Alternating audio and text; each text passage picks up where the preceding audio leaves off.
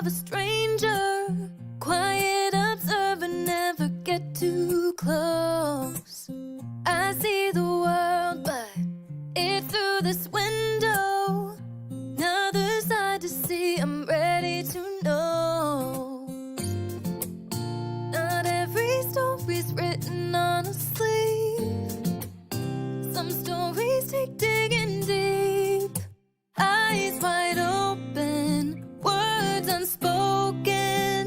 Where are you going, darling? Where have you been? Stories to tell, emotions we felt, good and the bad in the hands we've been dealt. I wanna know why, I wanna know why you're the way you are.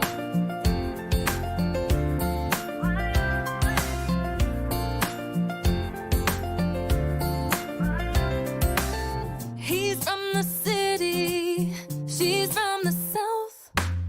Two different chapters told miles out. Their back row living in his White House. So many stories that I need to know.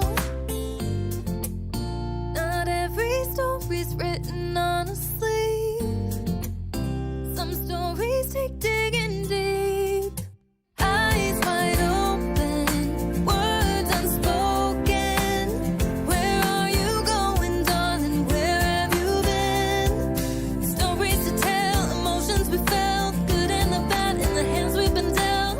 I wanna know why, I wanna know why you're the way you are.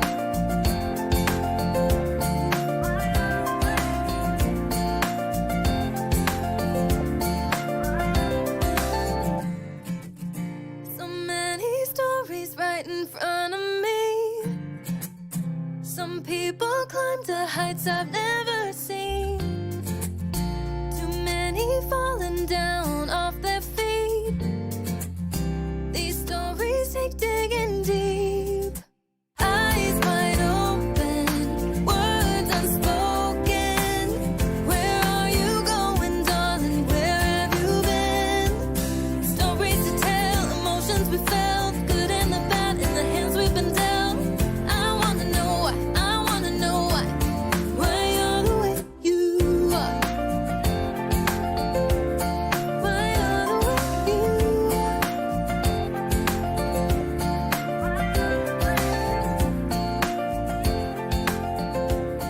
Why you're the way you are.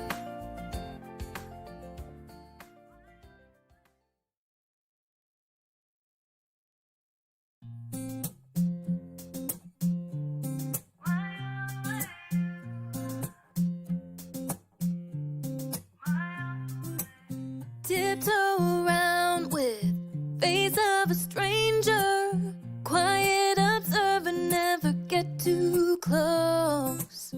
I see the world, but it's through this window. Another side to see, I'm ready to know. Not every story's written on a sleeve. Some stories take digging deep. Eyes wide open, words unspoken.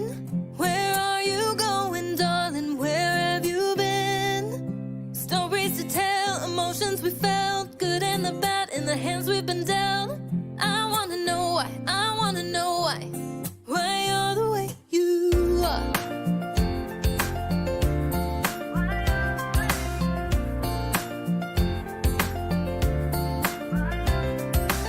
He's from the city, she's from the south.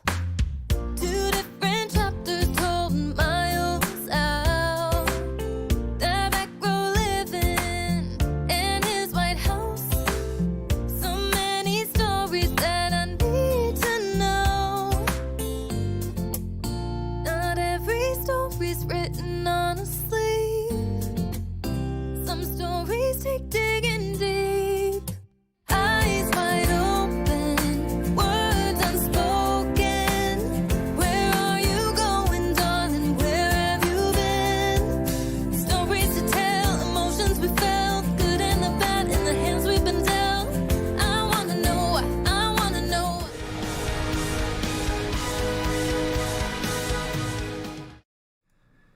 Ladies and gentlemen, welcome to a Tuesday show. This is your host, Tim TK, joined by Aaron Humphreys and Quentin Bedwell. Why don't you guys introduce yourselves? I'm the artist on Silverline Comics for Fire Rush, which I think is almost done. I am another artist on an upcoming comic called The Obsoletes that I've been working on. I do my own comic Galleons, which you can see on Webtoons. You can buy from my store. You can buy it when you see me at conventions. If you see me in public, you just ask me, and I'll run home, get one to you, and bring it to you. I'm that dedicated.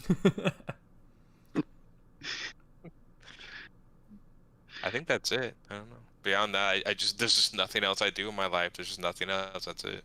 Yep. Solitary life of art. Yes. Yeah.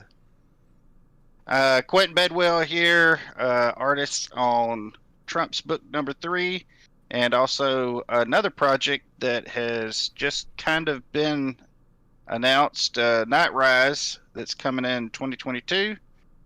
We have the Facebook side up, so you're able to go over there and like it and take a look at some of the concept art and stuff. It's a work in progress, so, be kind. Also, I have a game on Game Crafter called Relic Quest. It's in open beta. You're welcome to purchase. It's fully done. It will have expansions and all that, but anyway, that's my stuff. Alrighty. And like I said earlier, I'm the host, Tim TK. I am the writer-creator of Wolf Hunter, coming out later this year, I believe. And I am also the associate editor at Silverline, so you can stop by our website, silverlinecomics.com, and check out what I do on the blog. Occasionally we get some contributions from different members of the Silverline family, some outsiders too. Maybe shaking things up, I'm not sure. And we do have some sponsors today before we get into the main subject. First one being Daytona Beach Comic Convention, your premier location for all things collectibles, comics, and conventions in the Daytona Beach area. And that is happening in September. Go to their website, DaytonaBeachComicConvention.com, for tickets, pricing, and reserving your spot today. I have no idea if we still are. I'm just going to say we are. History List, you can subscribe to their weekly newsletter and get a article, research article sent to your inbox, written up by historians on different subjects each week. It is free, and that is, of course, in tandem with my historical fiction book, Wolf Hunter, and Steam Patriots, from Scott Wakefield and Rory Boyle, that came out earlier this year. So today's subject, we're going to be talking about, do we like it fresh or nostalgic? In comics, especially going between the main two, DC and Marvel, and then other presses, and then further out to indies, especially, you see a difference of having these very long, uninterrupted runs, or even if they'll just bring out new staff and change things up, but you'll have, the same, in theory, the same title of X-Men running from 1960 to 1999. But if you go towards the indies, you might just see something coming out only once as a graphic novel or as a collection of trades. And then in the middle there with Image and Dark Horse, you might see a title that only runs for a year, gets its trade, and that's it. And so we're going to talk about what we like out of sort of every publication schedule we've seen, what we like about them, what we don't, what we think is the best for us as readers, as creators. And if the fresh factor of having something that's brand new that's only out for 1 year and that's the whole story, or if you like the nostalgic factor of having something come back year after year, where X-Men runs for a while, stops till it comes back, and we get the same characters that we grew up with. So I'm going to open up the floor and let you guys share your thoughts first. Well, I would, before we go any further, I'd like to say that there's some stuff that, This is the thing. If you like something and you like it a lot, you probably don't want to see it change. But other people that may not care about certain thing, they may feel like it's ready for an update because it really doesn't speak to them, and they want something that's a little more like what they're looking for. So, it's kind of hard to say. I have my own personal opinions of what I would like to see redone, or there's some stuff that's just classic that I love, but then there's other stuff that I'm not as, I never really got into very much, so I sure wouldn't mind it being updated or, something. So, that make any sense to anybody? Yeah, I kind of felt that way when they did. But I may say a book like Blue Beetle or something, or a character like Blue Beetle. I may say something, and there's like hundreds of thousands of fans that love Blue Beetle before he got killed. Mhm. And they that's their Blue Beetle, and they don't want him different. They don't want him changed. Matter of fact, they want him to come back and all that kind of stuff. Is he back? I don't even know if he's back. Is that character? I mean, I know they have a Blue Beetle, but is it the same guy? I think it's a different The one- one. Yeah. Yeah, I think it's different. That's Different supposed to guy. be just like there's some living armor that anybody can kind of wear, or am I Yeah. thinking of something else? Yeah, the Living Beetle. Yeah, but people got tied to that character though. Yeah. The character that was actually being the Blue Beetle. And a lot of people hated to see him get killed, Yeah. especially the way he did. Oh, boy. Yeah. I know for me that was I could not get into Aquaman the lawn running like singles or I liked him in like the storylines that he was a part of for some parts of it, mostly Darkest Night, but I couldn't get into Aquaman at all. But they did a limited like 2-issue thing as part of Future State, where it wasn't the same Aquaman. It was technically Aqualad, now Aquaman, and Aquaman's daughter as the main characters. But I really dug that. For me, that was my Aquaman experience, and I was perfectly fine with it just being a like fresh, limited 2-issue story. I didn't want it to go beyond that. That was great. If they tried dragging it out into another lawn running thing, I probably would have lost interest in it. You know, it's Yeah. funny. I never understood since Aquaman in Atlantis, he's inspired by the King Arthur legend, obviously, Mhm. but they never tried to do any sort of Knights of the Round Table for Aquaman. Always thought that'd be cool if they were like a bunch of like Yeah. underwater knights that were like under rule by him, like he Yeah. ruled these. I don't know. I mean, I'm just like that'd be kind of cool. I mean, each one maybe had like could freeze water or move. I don't know. I mean, you could do all sorts of cool stuff. I think there's a lot of. I mean, I think if you lean into Aquaman's Arthurian legend sort of influence, you could do some really cool stuff with that character. But no, they'd rather he just talk to fishes. Mm-hmm. All right. Well, Yeah. now what year and do you prefer having those long running series or periodic reboots, or are you more into just the single set story done or something, just keeping things new every so often, not really going back and checking in on older titles? Pretty much I would say the way I read a lot of stuff, I have my sort of runs, like with the X-Men, I read the Claremont stuff, and then after Claremont left, it's every once in a while I'll go back and read some stuff. Hickman stuff, I know a lot of people really like it. It just didn't do that much to me, for me. I mean, it was okay. I mean, it had some interesting ideas. And then there was stuff before that I read the X-Men, and I was just like, no, I kind of like, and I'm not saying it wasn't bad, I just kind of got Yeah. my fill of it during the Claremont era, and it's like, and that's the way I'll read things. So instead of going back, I have certain segments of certain long-running series that I like, and I just kind of like, I'll either reread those or just like, I'll read those. Like with the Avengers, I think I read the George Perez stuff and liked that, and so I just considered that was my sort of Avengers scope. Like for the classic Avengers, I like the Ultimates, and then that was it. If there's other Avengers comics, I'll pick them up. I picked some stuff up that like Frank Cho did. It's like who's the artist on. I don't know who the writer was. It was okay. I don't know. I Yeah. just kind of read those. I'm like, okay, I think I've gotten my sort of version. Which Yeah. and of course a lot of stuff I read is like the sort of cream of the crop, what they say of stuff. Like Wonder Woman, I went back and read like George Perez's, Phil Yemez. I think that's how you say his Mhm. name.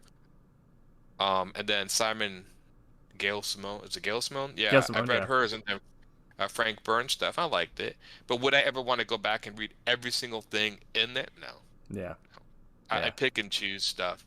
But I don't mind. It is interesting. I will say it was interesting for Wonder Woman to read, um, George Perez's stuff because he kind of redid that character a lot and then kind of moved through the decades of sort of the best of collections to see how that's changed. Yeah. Um, but whether I prefer the new or the old, I don't know. I think they both have their strengths and weaknesses. Yeah.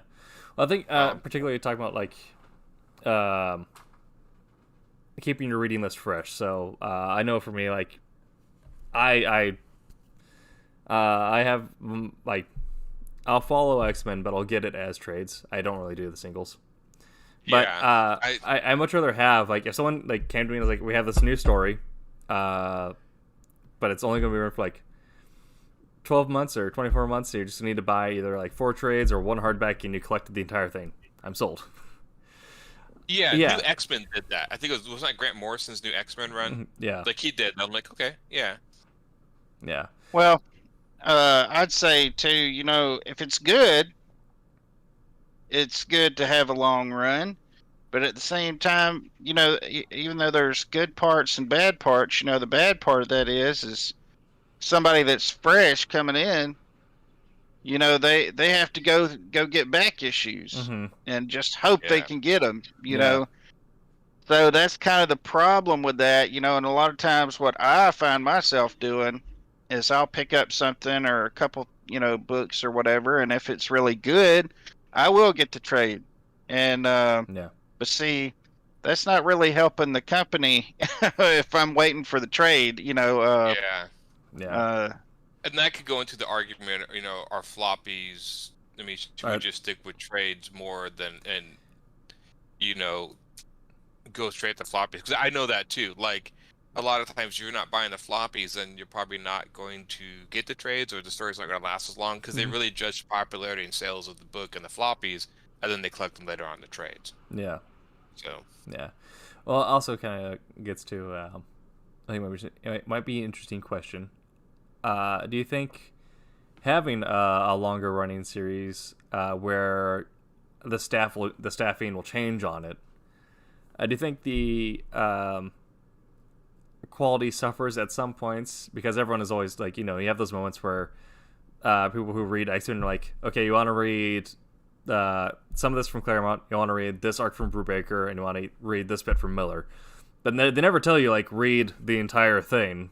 No, it's like, here are these arcs, or here are these 6 months segments that are worked on by different people. Whereas, if someone writes a book in mind, that it's going to be very limited, because you do hear people recommend, like, read Six Criminals in its entirety. And it's, like, 6 trades? right. So they're not telling you to collect the whole thing, but they'll say like this entire book, read it. Whereas if you're talking about like, in theory, the X-Men being the same book, they tell you to read specific arcs. So do you think on some of those longer runs, or if the staffing changes on something, quality might diminish? I think it does. I've seen that myself, mostly in the art, but sometimes in the writing. I was not. I remember a lot of people really liked. What was it? The guy did Firefly. He did the X-Men for a while. Joss can't Whedon. remember. Yeah. Joss The Whedon. Astonishing. Uh, Yes, I know exactly what arc you're talking about. I just didn't do anything for me. Everybody says like back to the classic X-Men. I remember reading some of that and just being like, I don't know, it just didn't do anything for me. I think the thing about long-running arcs is I think if a story is ongoing, it shifts from plot to character, and I Yeah. think it almost has to. I think you cannot tell a plot-driven story if there's technically no end. It Mhm. just doesn't work because the plot, you're buying into the plot to see how it'll be resolved. But if you're not ever resolving it in these continuing adventures, then it goes down the characters, and that's just a shift in storytelling. And I think certain genres work better at that. Yeah. Superheroes and stuff work better as character driven. I think fantasy can, but that's a 50-50. Yeah. Like Lord of the Rings could have gone forever. well, I think it would be kind of annoying to readers if we never got to bring the Mount Doom. Yeah. Like, if we didn't see that, because that was the plot of the whole Yes. book. And they'd get So- tired of a new problem every so often, like Right. Yeah. like these ongoing series. It's like every season there's a new big bad, and like, Yeah. man, come on, you know. Like, if you had like 1,001 Saurumans before he got to Mount Doom and Sauron, people would have just given up. Yeah. I think that's one that, like, I think horror works better in short stories. Horror to me is more plot driven. Yeah. I mean, I feel that way. Stephen King may change, but I still think it's kind of plot driven. Sci-fi, I think is very heavily plot driven in a lot of ways. Yeah. Dark Science could not have gone on longer than it did. I felt like.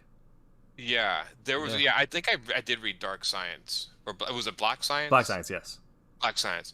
And the funny thing is it started out strong, and then it kind of I just completely lost interest in it, because I'm just like, okay, I'm kind of like you promise this sort of like what you're doing, then you just kind of meander around. It kind of reminded me of like a dark version of Quantum Leap. Yeah. They keep jumping around the different realities. But again, I think, and I don't know, TV series are the same way. I mean, TV series are another thing, but man, that's a good question. So would TV? I almost say TV series might be more concept driven than character driven. Like I was watching Knight Rider the other night. They have it on late at night some. But you don't watch Knight Rider for Michael Knight, or really the car. You watch it for the concept of the cool I car. do. Do you watch it for Michael Knight? I love the Hawk. Well, yeah, it's No, I'm Hasselhoff. just kidding. I don't. But I'm trying to think, some of these, like Star Trek is very much, well, under Ray Bradbury, StarCraft was very plot driven and concept driven than character driven. It was after he passed that they became, Next Generation was focused more on character. Yeah. I have a friend that was conflicted about that. I've had people who conflicted. I didn't mind it. I thought it was a pretty even split between that series. But I know a lot of old Star Trek fans don't like the newer Star Treks because they did focus much more on character than on the sort of ideas of like these short science fiction stories of them exploring. Yeah. So it was, I don't know, I'd almost say TV is maybe one of those weird ones that might be kind of concept driven in a way a little bit. But Yeah. there are character driven ones too. I don't know, that's an interest. In other words, X-Files is a good one. The concept of FBI agents, exploring supernatural is a cool concept. But it's also very character driven The too. Mulder and Scully are very strong. Yeah. Yeah. I think. I don't know. That's an interesting concept. That would be one I'd have to look at. I think that would be case by case basis. I definitely think it comes down to the team that's working on something. Because we do get those arcs where they recommend no, you gotta read Miller's Batman or whatever, and Miller's very good at mixing strong characters that you need to have people come back to essentially see the same good guy versus the same bad guy that you've seen 30 times already. Yeah. But does it in such a way and has a knowledge of working the plot around his characters to make it all seem newer and good. And so with shows you have those showrunners who can make their show sound out, and that's how you get things like X-Files or Breaking Bad, where it all just kind of seems to gel really well. It's Yeah. on the flip side of Tolkien and Lord of the Rings. Tolkien's a very good plot writer and very good at exposition, but I definitely feel like we had some better character moments almost in the movies. Whereas we had on the other end, you have like R.A. Salvatore and 30-something Drist books later, because everyone you don't see the same bad guys necessarily, but everyone comes back because they want to see what Drist does next because Drist is the focus as the main character. Yeah, which is very character driven.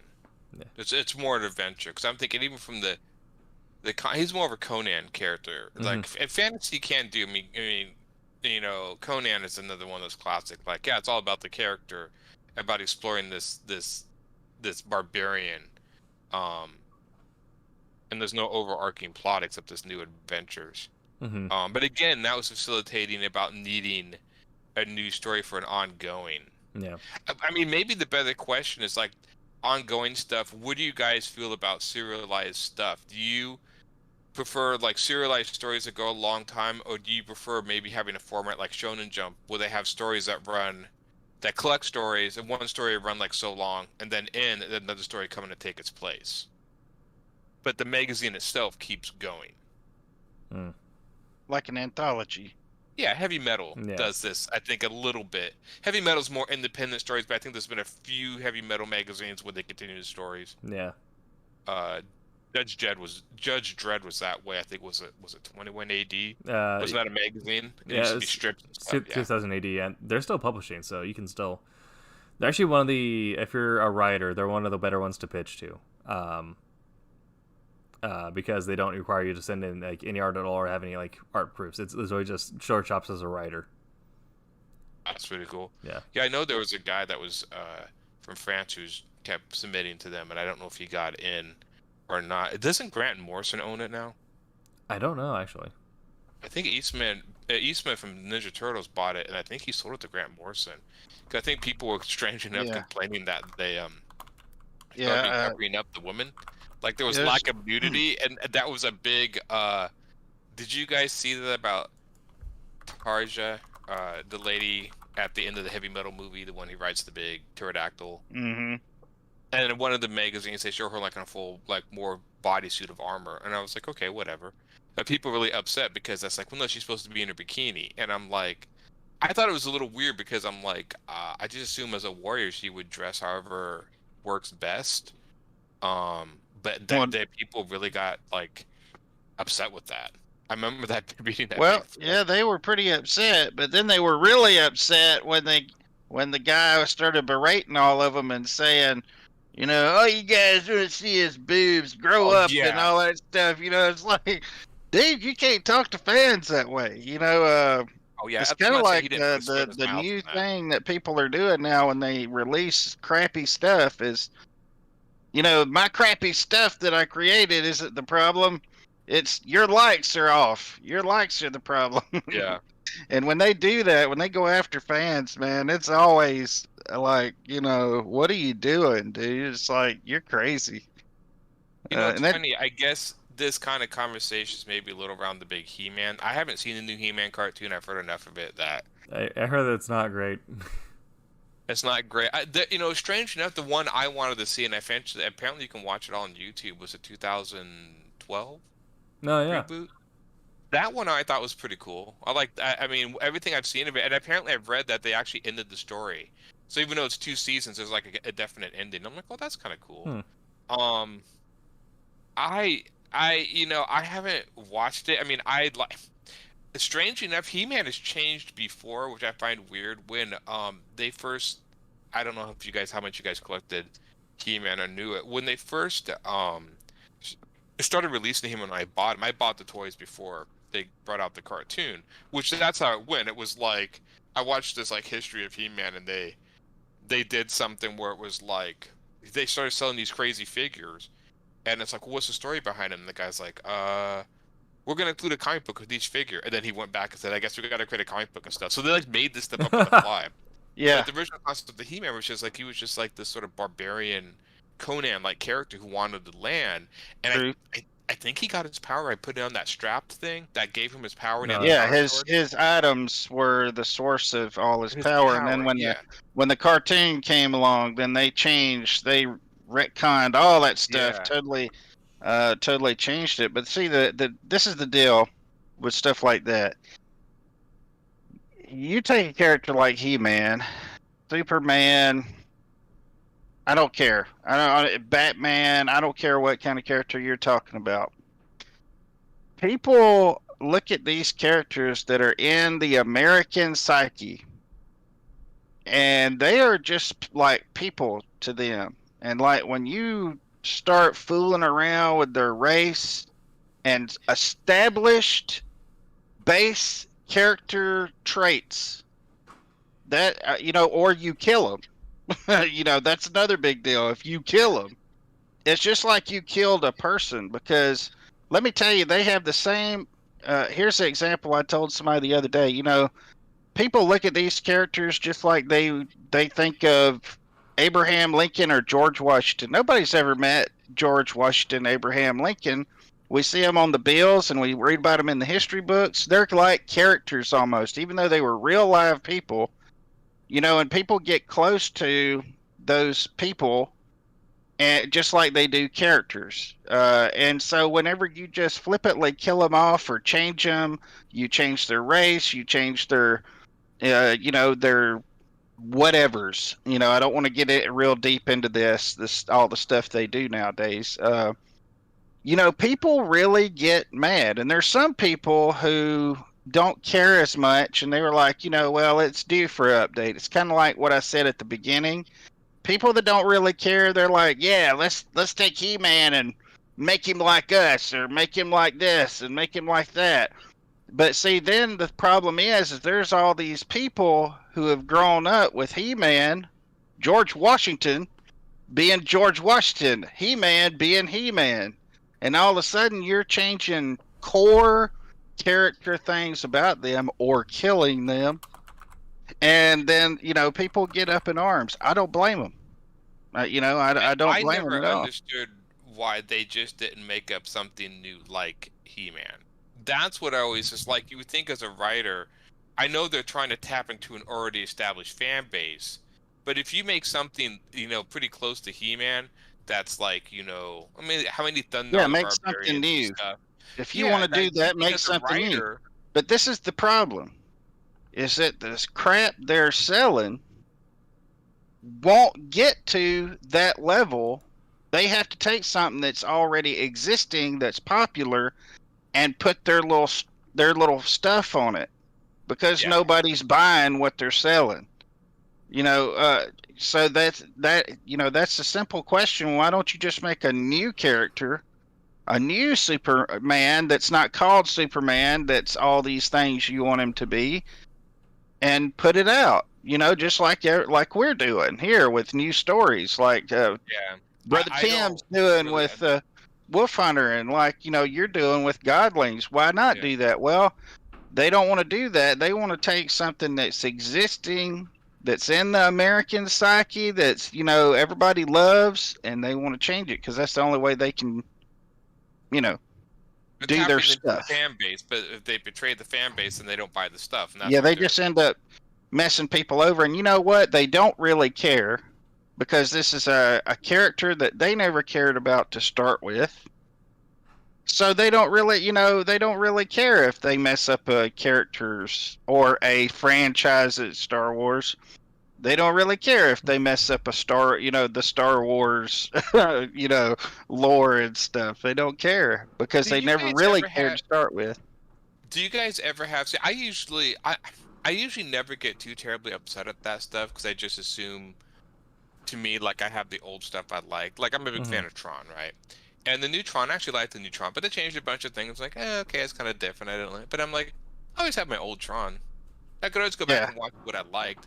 I think sometimes, and I also realize the idea of striking, you know, with lightning striking twice is kind of rare. Yeah. Where I'm like, if somebody makes something, like they're making a new Highlander, and I'm just like everybody, and I'm not a big, Clancy Brown, I even talked this in the last stream, was like, he's like the guy who played the Kurgan, and you can't replace him. Mm-hmm. But I'm like, should I be upset they're making a new Highlander get up in arms? No, because I could just go back and watch the old Highlander, which I liked. Yeah. Like, so it's like I never really quite understood, if you like something and they do something new and it's not your liking, then it's like, okay, then apparently they just didn't do it right, and you can go back to your old stuff. What's really interesting is also how things kind of get flipped when if you make like appropriate changes. Like Dean and I were talking about this, and we're both interested in the new Highlander pretty well, both being fans of the older one, but Dean does competition, like sport, Shotokan karate. I do kickboxing and competition fighting. And if you go back and watch the old like Highlander movie or the TV show, if you have any understanding of fight mechanics, oh yeah, yeah, but there was much more into the concept behind them being immortal than they were about like the sword play. But the way they're looks at doing this new one is they're trying to put a lot of emphasis on the character of McLeod, really kind of flesh that out. But at the same time, they're doing a lot of due diligence in making, you know, the fighting right. So like they've been like videos of like them doing like, you know, sport fencing training and all this other stuff. So we're very interested to see if they can pull off that perfect combination of, you know. I am totally down with all that, Yeah. you know, and especially what you said, going back to what you said, Aaron, I'm totally down with all that. But if you say, and this is the way He-Man was coined, same thing with Star Wars, this is picking up, this is the way they got everybody excited. This is going to continue the Filmation He-Man. This is going to pick up where it left off. Mm-hmm. Yeah. Okay. Well, that's what they said, but whenever it dropped, it was obvious. This is not the Filmation characters. This is not Filmation Tila. This is not Filmation, you know, at Star Wars, where they were continuing the story, you know. So again, an issue, you know, they took, you know, Luke Skywalker, and instead of making him a bastion of hope in dark times, you know, they changed him into a crusty old man, you know, that was tired of everything. You know, I mean, they just totally killed literally killed that character and changed him. You know, I'm okay with them doing other stories in Star Wars, and hey, you do what you want to. But whenever you're saying that you're taking these characters and you're, you know, it's fine for reboots, but if you're saying that you're going to take the existing characters that are already established and you're saying, well, we're going to write out the rest of their thing and it doesn't match that character. Now, characters do grow. I'm not saying that. But, you know, if you take them in directions that is totally the antithesis of the character they were before you put your hands on it, that's wrong. You know, you shouldn't do that. So I just technically ignored. I mean, I just ignored the new Star Wars movies. I just assumed. To me, I was like, Star Wars, the original movies are really about Darth Vader. That was his story, and when he died at the Return of the Jedi, that was kind of it. The story ended. I mean, there was just not much more to do. For me, my Star Wars. Like, so when people do stuff with Luke Skywalker and new stuff and they upset, I'm just like, I just ignore it. Yeah. I could just, for me, I could just stop watching a series that Return of the Jedi. My Star Wars exists in the Legends lore. Like all my stuff that isn't like the six. I'm like, I mean, that's my Star Wars. I do like the stuff that Kevin Feige and John Favreau are doing. And I'm very glad that they got put in charge of everything. They're bringing that sucker back, man. I love what they're doing. But yeah, for me, like, I don't think, for me, the Disney exists as the like fan fiction where like Legends, you know, like even the weird clone Palpatine arc that they tried to borrow for Disney, the one they did in the comics, that's my Star Wars. So I guess then to kind of get us back on track here. Yeah, so that got way out. So then, would you say one of the pitfalls of having these either long-running or rebooted series, especially when you have to switch out the teams working on it, is that they're going to miss or sort of jank up, you know, existing core features. Whereas if you were to do something that, you know, like we have 2 years to tell a story and then it ends, there's no more.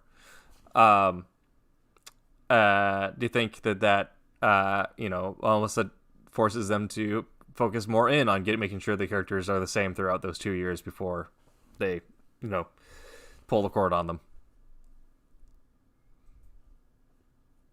Say that again?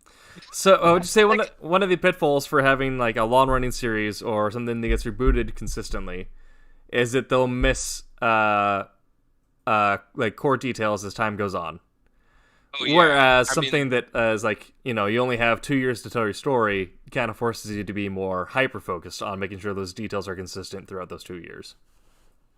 Yeah, I think if you are, you know, only have so much time to do it, you have to, you know, kind of stick to it. I mean, the thing about Claremont, like, I'm using Claremont. So the X-Men, Chris Claremont's X-Men is kind of really the only long-running series I ever read. Mm-hmm. I never read the Avengers or any other Marvel or DC stuff. I just read the X-Men because I thought they were cool.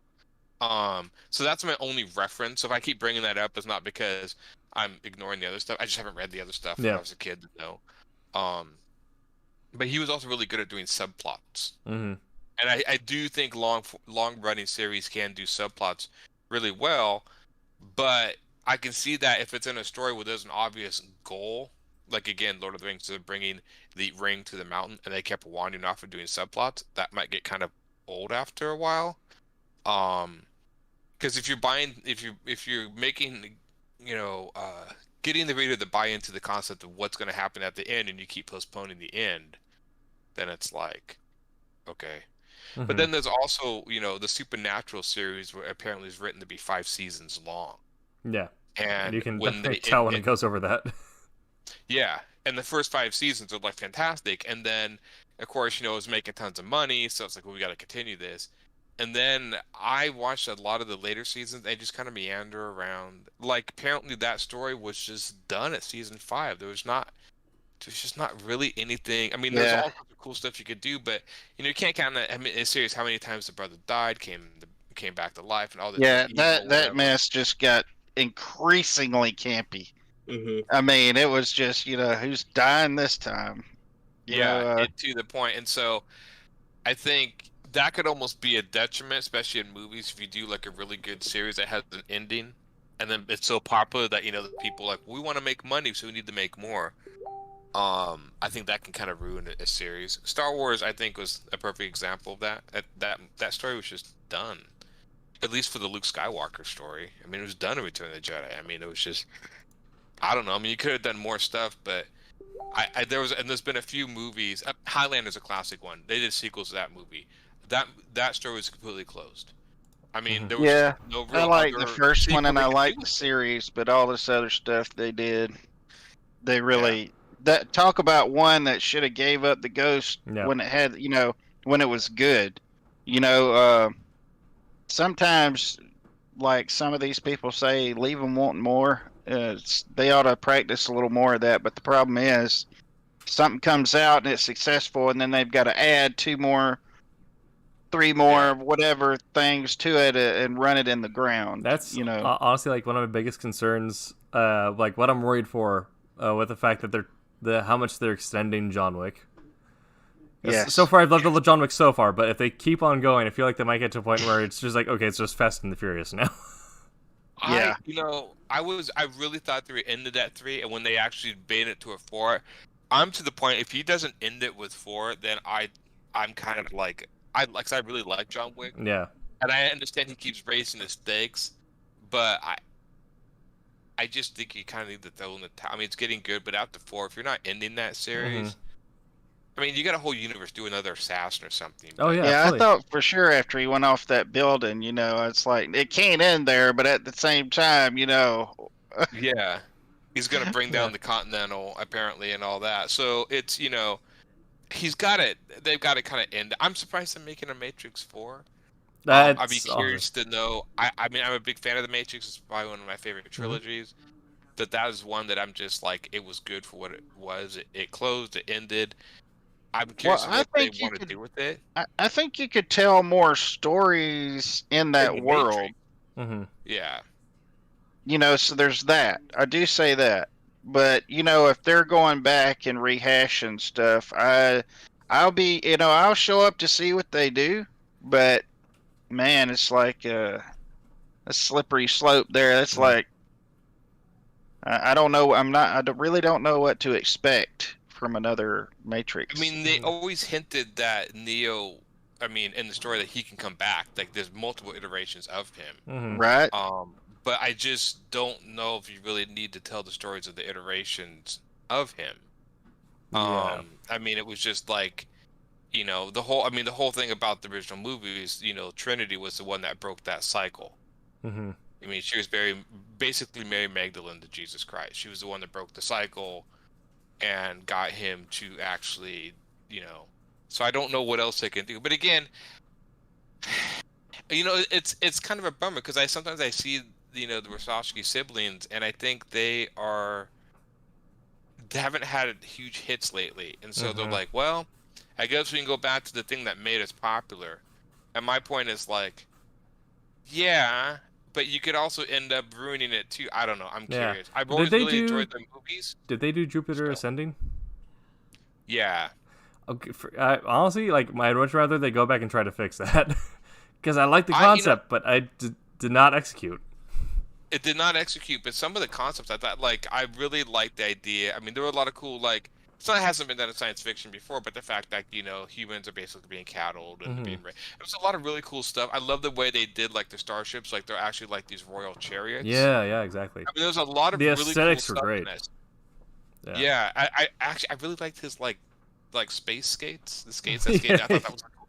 I mean, there was Yeah. just a lot of really cool stuff in that movie, and I felt like you could have been two movies or kind of pushed out. I think they compressed that story. Hmm. I mean, you could have done a movie with like each of the four families, like one movie for Yes. four Yeah. families. I mean, you could have, but they compressed it down. But I actually thought for what it was, I thought it was good. I love the idea of like them mixing like animal genetics and human genetics, and just Hmm. all sorts of cool stuff in that movie. And the fact that they But didn't kill Sean Bean. yeah, I know he's the only one that survived. Didn't he? Didn't Wow. they actually? Yeah. Wasn't it something like he would? The one scene he looked like he died, but he didn't. Yeah, exactly. Yeah, I remember that. All right. That's hilarious. That's one of those movies that I was going to see, and then I came in right in the middle of it when I went to somebody's house, and so then I went back and watched it, and it seemed like what I did was I watched different sections of the movie at different times, and just kind of worked out in my head how everything ended up. Mhm. Right, I've done that It's a before. little weird. Movies. Yeah. Yeah. I think kind of going back to where was it?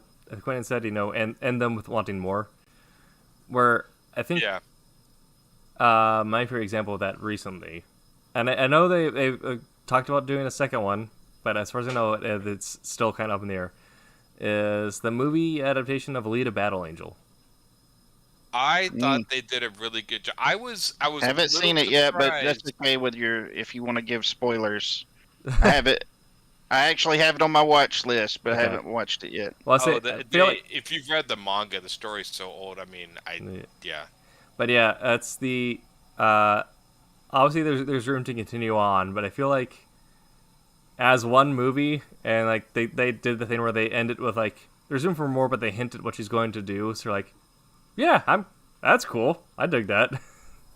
but it's funny when they brought out that movie. That's like when they tried to do Dragon Ball Z movie. I mean, there's a part of me that's like, if you do a sequel to Battle Angel, oh my God, that's a huge series because there's the original Yes. 5 volumes of like big, and then it continues on, Yeah. and I don't know if he ended it, but to me it goes way off into space or whatever. It trails, but the fact that it seemed like they knew that they had too much material to like fully adapt, so they knew they were going to end Yeah. on kind of a cliffhanger, so they didn't compress it. They gave it like the breath that it needed. Yeah, they did. I think if that was to get a sequel, I think they could actually end it with one more movie. Hmm. And I think they could just do. I'd be curious. I was surprised they continued it, because I was like, once they continued, I was like, oh man, that is a lot of movie if they're willing. Because I mean, that movie literally is the manga, the first few books. I mean, it's pretty accurate down to the. I mean, he pulled some scenes and other stuff and kind of compressed them in there, but for the most part, it's a straight story. Yeah. Yeah. So when he did that, because I really liked that, and then I saw the ending, I'm like, wow, that's gonna be a lot of movies, dude. I mean, if he wants to do that, I'm like, and make it accurate. I was like, I would love it if they did a sequel. I don't think it's super. Strangely enough, I would love it if it just got like a straight up another anime series, Yeah. because they only had the OVA, which I think James Cameron, who did it, I don't think he was his fan. I think he was a fan of the manga, but I think he was much more of a fan of the OVA. Yeah. And I think the movie pretty much adapted that, Yeah. which was the first manga book. So it's yeah, I don't know. That was one where I could see that leading to an anime series. Yeah, I would love if they got. And there's people who have been trying to get a sequel made of that.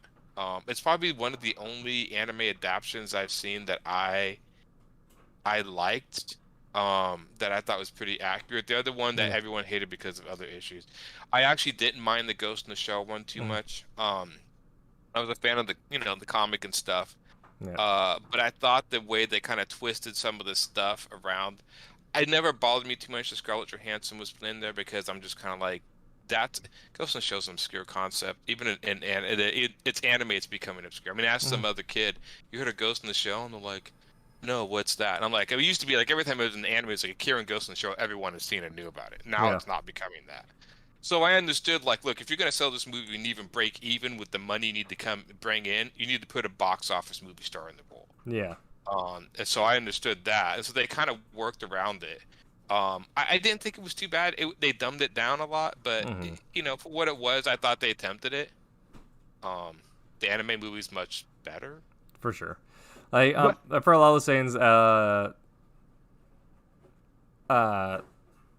yeah, I also just recommend people check out because like even DBZ has like 50 years of TV show, Yeah. but it has some pretty decent movies. I'm like, just watch the movie adaptation with the Cell arc and the Saiyan trilogy where that ends with Broly. Like, Yeah. yeah, like you're going to get much more out of this than if you try to like slog through what made up my Saturday mornings. Well, that's what they did with Kai, didn't that? Yeah, Wasn't that the one they Kai tried- Kai abridged it by a bit, but it's still. I mean, Abridging Dragon Ball Z is still putting out something longer than Game of Thrones. Yeah. Yeah, definitely. It is not a short series by any stretch of the means. Yeah, I don't know. I mean, so strange enough, a long-running series talking about nostalgia. Like, I'm not a huge James Bond fan, but what do you think of series like that, where it's like this is a character that they just keep doing? Mission Impossible is becoming like the James Oh, Bond yeah. series. Yeah. Um, Honestly, where they actually have movies actually almost trying to mimic a television show. That's what I want to see with Mission Impossible. It's trying to mimic a Mhm. TV series and movies, yeah. which I'm like. But the I thing about the movies is there's not really a follow through with the Ethan Hunt character. I mean, you can No. pick any one and watch it and be like, yeah, it's totally fine. it's all standalone. I think honestly, I got burned out on James Bond going into Daniel Craig, so I don't. If I watched Yeah. them, I watched them, but there's too much. Whereas Mission Impossible I still watch because they have especially with, like the last two, they have accepted that they are not good movies. They're just there to be a fun time. And Yeah. you get Henry Cavill reloading his biceps in the middle of a bathroom. Yeah. But honestly, like I think in terms of that, that flavor of movie, I much rather prefer the Bourne series because Yes. the first the Bourne trilogy, like it has a set beginning and ending. Like, all right, this is the story of Jason Bourne, and then they did the one off, and like that's okay, it's interesting. I did not like the one up. I was kind of excited when they brought him back for the fourth one, Mhm. and then I watched it and I was like, it was okay. Yeah. The first three just kind of, I mean, you see and then the first three were great, and then Yeah. they tried. I don't know. Yeah, That's kind of yeah, those are much, I think, better. Yeah, and well, not to mention the fact that James Bond literally tells the exact same story every movie. He goes on a mission, he meets a girl, he gets the girl, he saves the world. I mean, I don't think they've really changed that, except Daniel Craig, I think, has changed that a little bit. That's a strange one, James Bond, because it has seen so many actors. Oh, God, yeah. It's almost like there's a little something for everybody, depending on what Bond you are. yeah. Whatever one is your favorite one, so it's kind of like a strange type thing. I don't know if y'all are aware of Jack Ryan. He's kind of Yeah. like Yeah, the yeah. American version of James Bond. I like the way they've done that because they have a different actor pretty much portraying him every time he shows up. Mhm. Yeah, wasn't it the guy from The Office that portrayed him last time? Yeah, in the Yep. and There's like a episode show. TV series or Yeah, something they did. and that's really good too. But Yeah. so we're I've heard a lot of good things about it. Also, let's see who else. The I think Chris Pine was in once. Chris Pine. Yeah. He was in one. Also, The Hunt for Red October. Yeah, Way back when. That was Alec Baldwin back in when he his had younger black hair. days. Yeah, Yep. I I mean, he was always supposed to be Clancy's kind of like ongoing James Bond type character. Which is Yeah. really interesting because like that's the name that made Clancy. But honestly, going back and reading Clancy, I like the Rainbow books and I like the Ghost Recon books a lot better. Yeah. Mm-hmm. Like Rainbow was such a. It's weird in that it's it's not quite a war book. It's a counterterrorism book, but it's the one where they're like, hey, what if we had a future where like all the like powers in the world got together and decided like, hey, we're going to stop evil. Yeah. It's like that's the future I want. Wait, so are there any nostalgic or any properties that you'd rather just go back and reread the old ones to see anything new?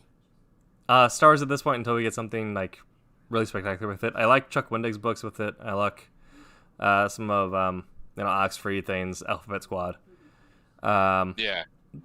Honestly, like the Kylo Ren book made much more sense for Kylo Ren as a character than Kylo Ren did in the movies. I thought he did his best for the material he was given. Adam Driver is a great actor, I'm the but same way. yeah, I'm the same way. I have a lot of respect for that guy. yeah, Because he did what he, yeah.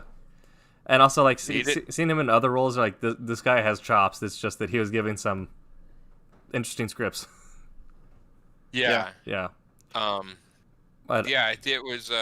There's a few. I mean, I like a lot of '80s cartoons. Strangely enough, being a big Robotech fan, I'm nostalgic enough to that they remastered the series, and I still have these old DVDs with all the scratches and grain, and that's how I want to watch it.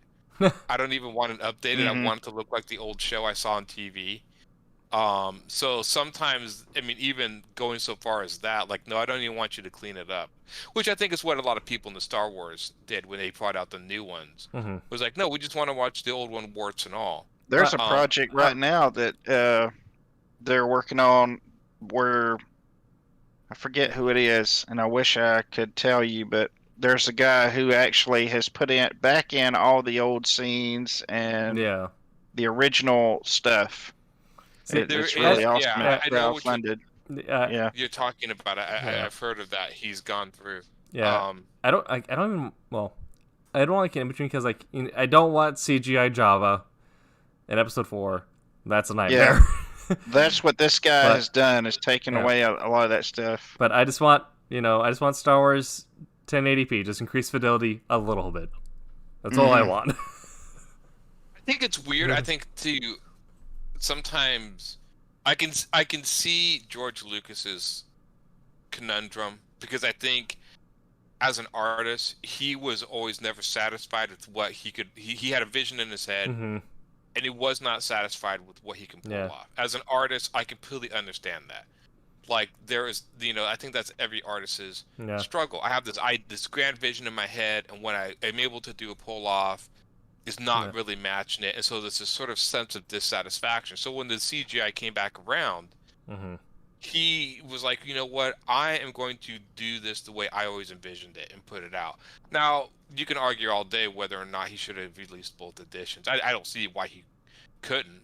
I mean, back then, just throw both movies on one disc and people can go back and forth. And he's actually upgraded the visual effects as you've gone along. So when he released the first remastered, and then he released the second ones on Blu-ray or like DVD, he kept redoing, like, Jabba the Hutt actually looks a little better in each scene in the original. So I understand why he did it. I think it was something that maybe he could have done just as a sort of personal project, like, and maybe just released him like, this is how I always wanted to see him, this is what I would have liked, and here you go if you're interested in seeing him. I think the fact that he was like, no, I'm going to replace them all, I think was a bad part on his bad move on his part. But I understand why he did it, so I never knock him for why he did what he did. But I just think the idea of forcing it and not releasing the other ones was kind of, defeating nostalgia. But, I'm one of those. I take the good with the bad, because, like, whenever I watch the prequels, a lot of people don't like those. I actually do like them because it is different. And to me, Star Wars is Star Wars, and it will always be Star Wars, and it'll always have that place because I found it when I did, at the age that I did, and with the circumstances that I did. But for instance, whenever, the prequels happened, man, I just really didn't like the way Yoda looked in the initial form, and then later they went back and did the CGI Yeah. I thought that looked a to little better. him. It actually looked to me to be a little bit more like what I was expecting Yeah. instead of Right. the weird looking, Puppet thing he did. puppet. Yeah, it just didn't look like him to me. So that's one of those things where I take the good with the bad. I mean, yes, I don't like, that I wish I could see the original version of the Star Wars. I wish they, put that out. I doubt they ever will. If they ever do, they're going to have a lot of people buy it. I believe. I Mhm. believe they're leaving money on the table not doing it. But then again, there's some changes that I welcomed. And especially like the updating of the effects, stuff like that. But then there was other stuff like the explosion of the Death Star. I really With liked. the shockwave. Yeah, I really liked that a lot more Yeah. than the old pow firecracker. Yeah. But like I say, I take the good with the bad on that. Speaking of some Star Wars trivia, before I get into our second hour subject, did you know that canonically, Jar Jar Binks, his father, is named George R. Binks? I did not know that. And there's a whole comic about it. There's like a whole series. George, I didn't think George was a Gungan name. It is now. Apparently, he was one of the Gungans who integrated in like Naboo Royal Society. So he was There was he was a Gun. the thing is, oh, go ahead. He Sorry. was a Gungan wearing like a Victorian suit. Oh my goodness, that's hilarious. The thing about the Star Wars is when they made the prequels. I mean, and I think I talked about this a little bit on the stream on Sunday. That those were like the series is always supposed to be 6 parts, and he wrote these things years ago. Excuse me. In fact, when they got to the end of the third movie and they're fighting on the lava planet, I actually knew that was coming because I read these scripts. Mm-hmm. He published these scripts, like all the old scripts from the 70s, in a book. Like you can go find them. And Yeah, let them down. I always got the novelizations like before watching the movies because the Right. novelizations are always at least 6 months beforehand.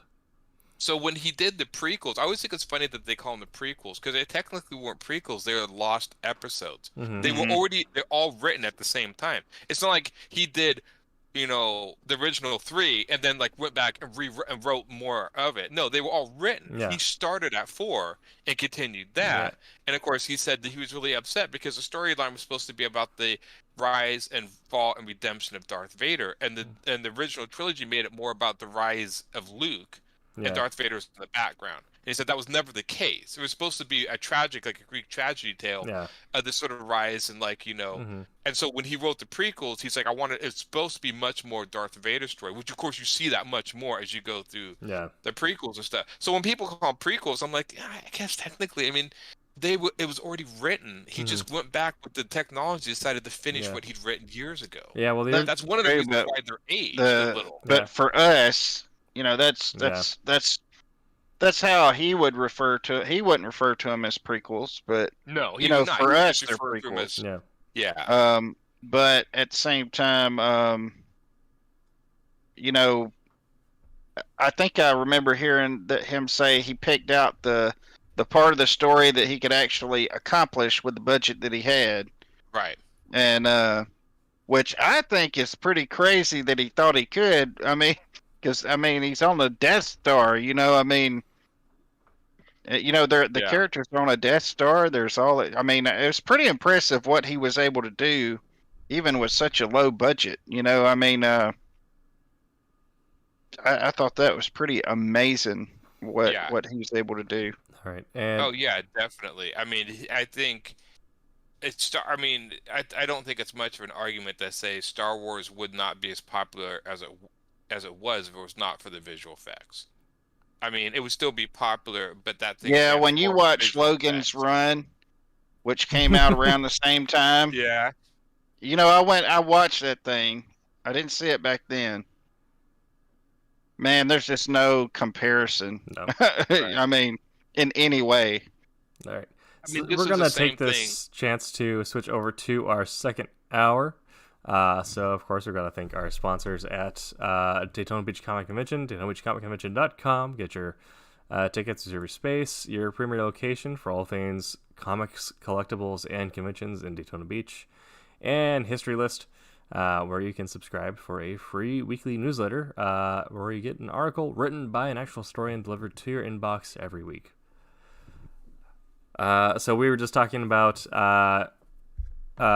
sort of the idea of longer running series versus shorter series, and in typical Tuesday show fashion, we got sidetracked talking about Star Wars. Yes, we did. Aaron, you got a point there to end with, or? It was like a Wednesday Star.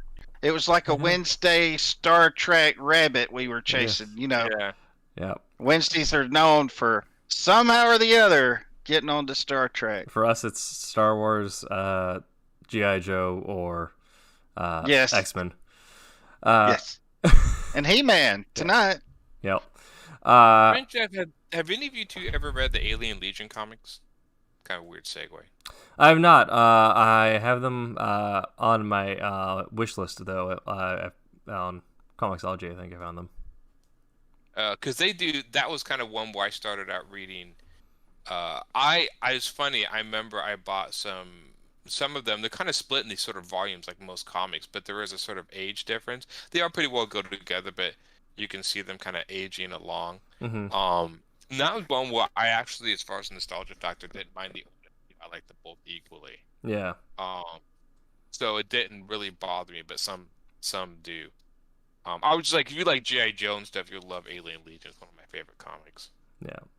I know in comics right now, my most recent favorite was a fresh new title that did have, like, set end, and that was Curse Words by Jeremy Soule. That was super fun. It's about a wizard living in modern day New York who came over from like alternate dimensions trying to conquer, but he found a ballpark Frank and fell in love with the world as is and said, you know what, I'm going to fight for these ballpark Franks.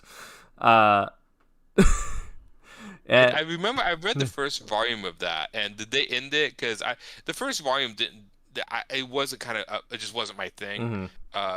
But I didn't know that. So they did end the series. Yes, yeah. It had and now you can get it as like a hardback. Oh, it's a hardback. Okay. Yeah. And right now my current one is Department of Truth, which is I think coming up on a year of it now. But it's through Image by James Tynion IV. And that's another one where like, it's written with an end in mind. So I've been enjoying it so far because it's they're not getting you caught up following like Monsters of the Week. It's like, here's the detective story, here's his life, here's how it ties into plot, and here is each beat is moved through it towards the the big climactic moment. It's not now this week we're fighting lizard people. This week we're stopping a bank robber. That's kind of cool. Yeah, so I'm enjoying the cool different take on mandala space, the idea that perception is reality, and the fun kind of like domestic spy story with it. What was that one about? Like, was it called Cover the Cover or something? Or I don't know, there's some Image comic that came out recently. It was supposed to like mix the real world with the world of comic books. Oh, I never man. read it, but I kept seeing the covers, and I always be curious if somebody did read it. It was like Cover or something, or I think I saw that. I don't know if I have read it.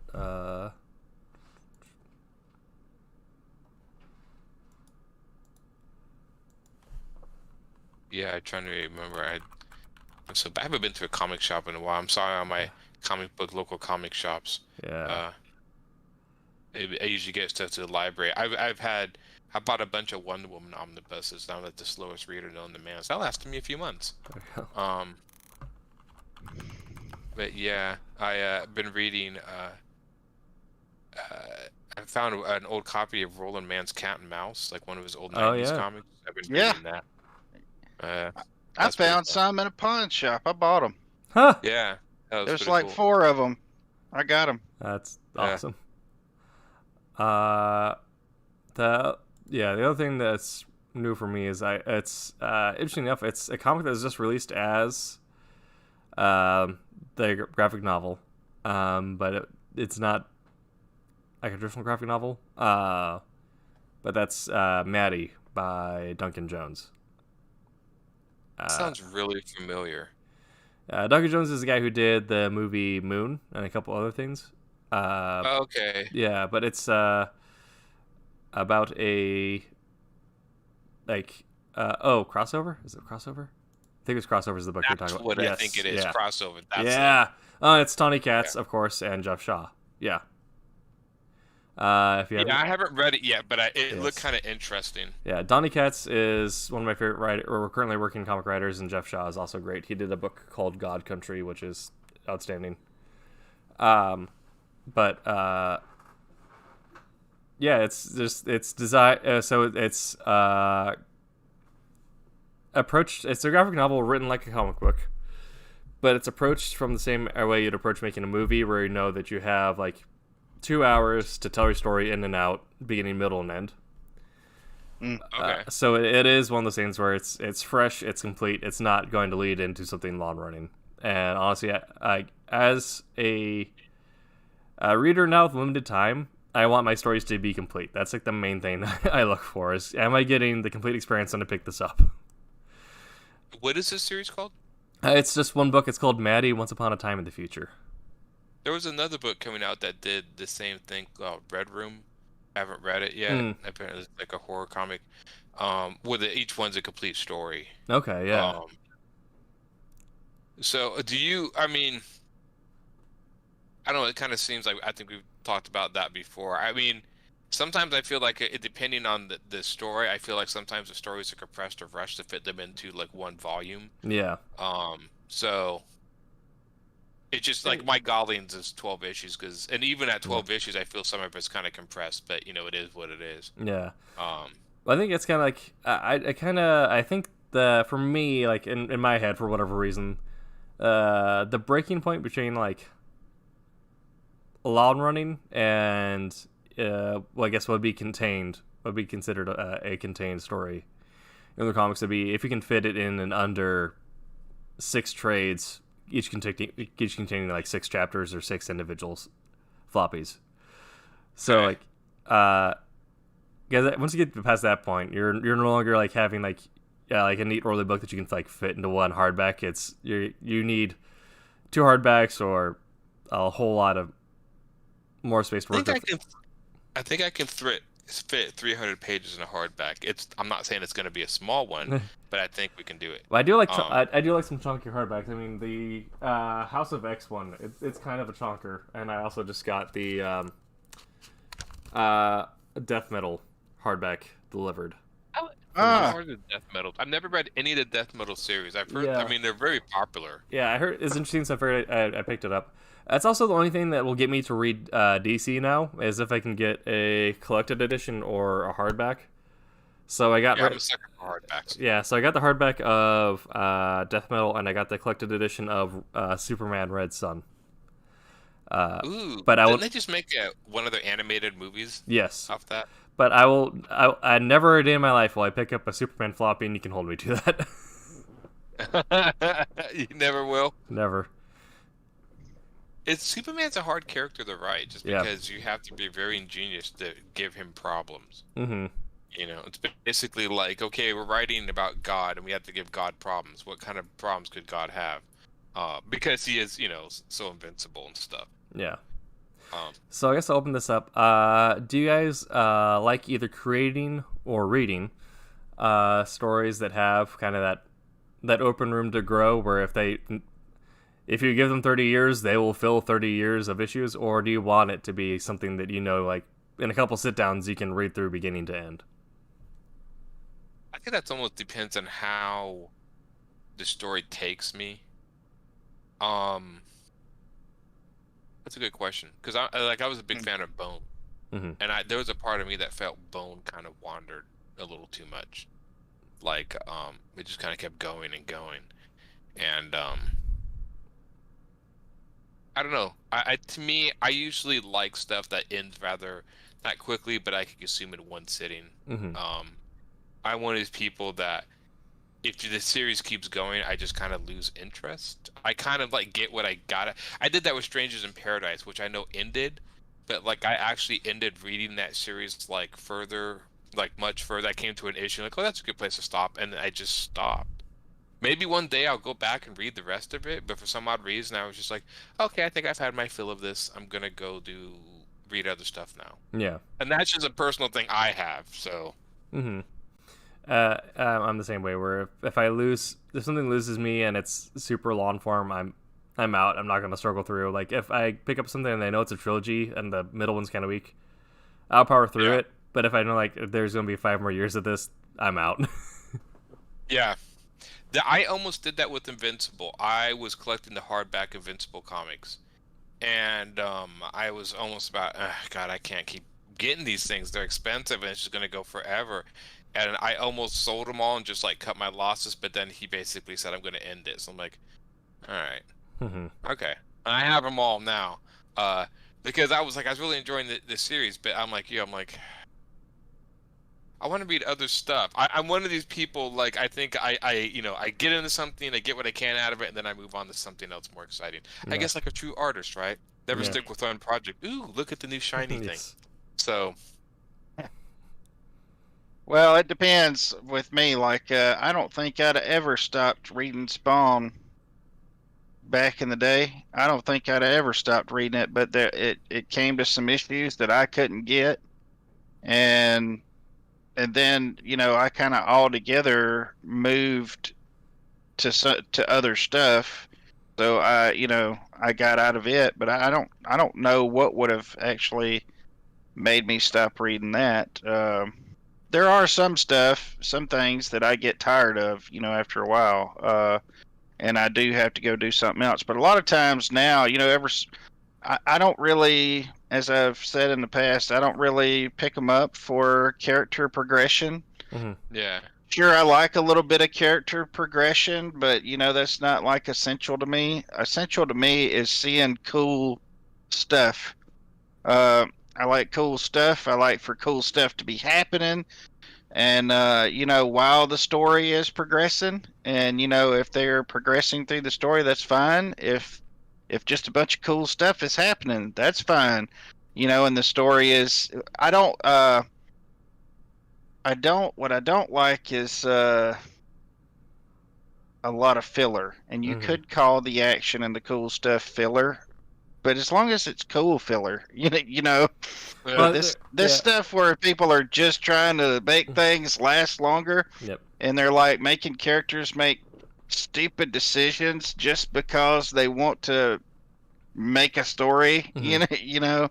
That kind of annoys me, and I will drop something fast if there's too much of that going on. Yeah. I think well, there's something we talked about in our I had done a film as literature class, and talking about kind of the generic action movies that really took over like 2005, 2008, and they created these concepts that you have to look for to figure out like which ones are objectively good, which ones are objectively not good. And the good ones did action to resolution to action. So that's something like, your John Wick, where something incites it, you have action, something resolves, and then goes back to action. It's like especially the first John Wick movie, it's like it's an hour and a half firefight, but It is. things resolve every so often. So Story is very simple. yeah. So There's not a lot of twists. yeah, there'll be moments where things will break down and resolve. Where like, okay, we meet this character. Okay, we remove this character. Okay, we find this thread. Okay, it goes here. But it's firefights all the way through. Whereas, something like Fast 5, where it's a 90-minute driving sequence, and then something might happen at the end. So that's just action to action, but there's no resolution driving it throughout.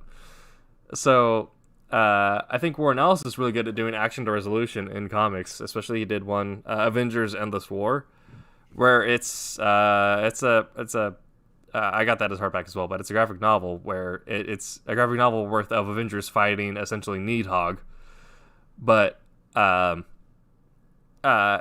break to when it's like I'm saying like, oh, there's this weird thing with Shield here. Oh, there's this thing with Hydra here. Oh, blah blah blah.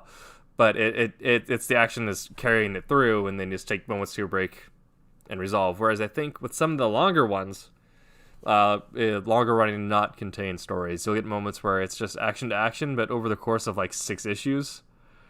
So you get Dragon Ball Z syndrome, where it's okay, they're powering it up now for 2 issues. They might do something. It was like the cartoon. I remember a guy was trying to introduce me. One of my students was trying to introduce me to Dragon Ball. It was popular at the time. This is when I was teaching, and it was they got in this scene, and it's like the whole, for like 5 minutes I was trying to watch this, and they was just going back and forth between their faces, kind of with sweat coming down their faces. And I was like, man, I can't watch this, Yeah.